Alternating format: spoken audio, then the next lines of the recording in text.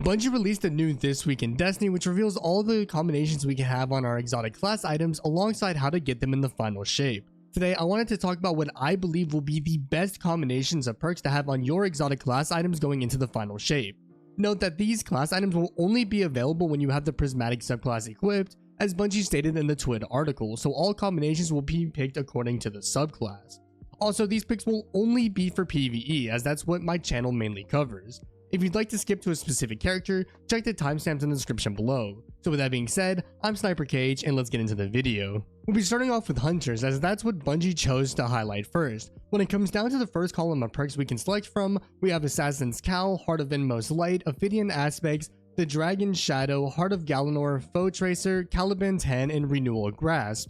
And in column 2, we have Star Eater's Scales, Syntheseps, Verity's Brow, Sarachne's Facade, Gerfalcon's Hauberk, Liar's Handshake, Wormhusk's Crown, and Six Coyote. When looking at the abilities that we will have available for Prismatic Hunters, there are two combinations that interest me the most. The first combination is none other than the Spirit of Galanor and Spirit of Star Eater. The reason why this combo interests me is because this combo will allow you to generate your super at an incredible rate, as hits with your super will grant you super energy back, and to make this combo better, Star Eaters will make your super do additional damage. And since we have access to Marksman Golden Gun, I can see this combo doing a ridiculous amount of damage, while allowing you to have constant access to your super. The second combo will be similar to that of the Arc Hunter Punch build, as the combo I'm going to recommend is none other than the Spirit of Assassin and Spirit of Syntheseps. This combo paired with Combination Blow will give your Hunter access to a powerful melee build, and pairing Combination Blow with Grapple Grenades, this combination of perks on the Exotic Cloak and the Navigator's Catalyst could give Hunters a knockoff version of Banner of War, though we'd have to do some testing on that in the final shape. You can also go with Spirit of the Liar if Spirit of Syntheseps doesn't interest you, though I do believe that Spirit of Syntheseps will be the better play in the end. Regardless, the selections we have for Hunters are pretty exciting and I'm looking forward to trying them out.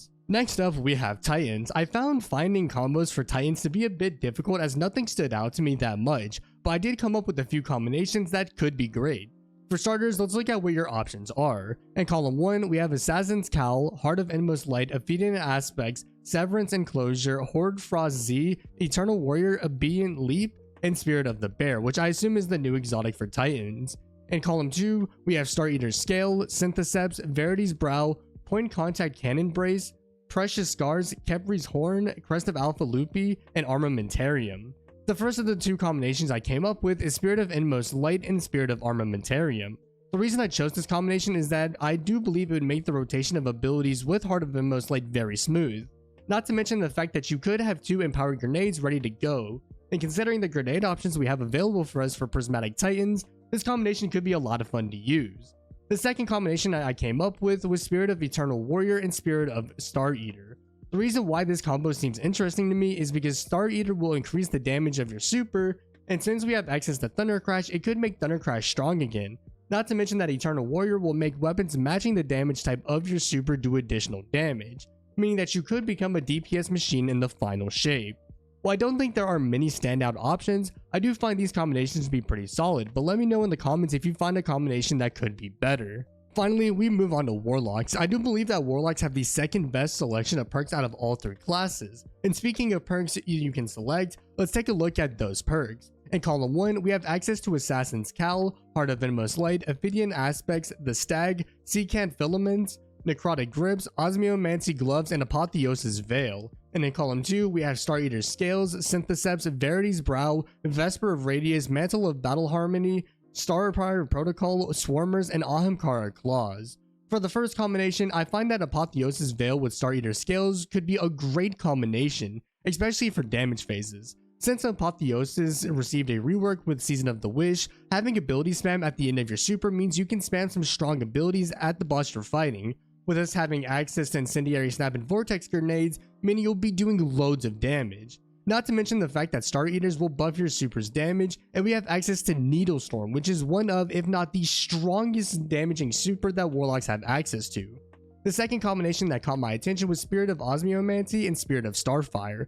This combination will allow you to build your grenades back fast, and since we have access to Cold Snap Grenades and Bleak Watcher, this combination can give you access to a very strong crowd control setup in the final shape, so I would definitely recommend getting your hands onto this combo. With that being said, that'll wrap up today's video. If you found the video helpful, a like rating would be greatly appreciated, and consider subscribing to the channel for more Destiny 2 content dropping weekly. If you'd like to come catch me live, then turn on post notifications as I stream right here on YouTube, and I'd love to see you all over there. Finally, be sure to check out my social media platforms for updates on when I go live, when I upload, and additional content over there. With that being said, I'm SniperKH, and I'm out. Good luck with gaming.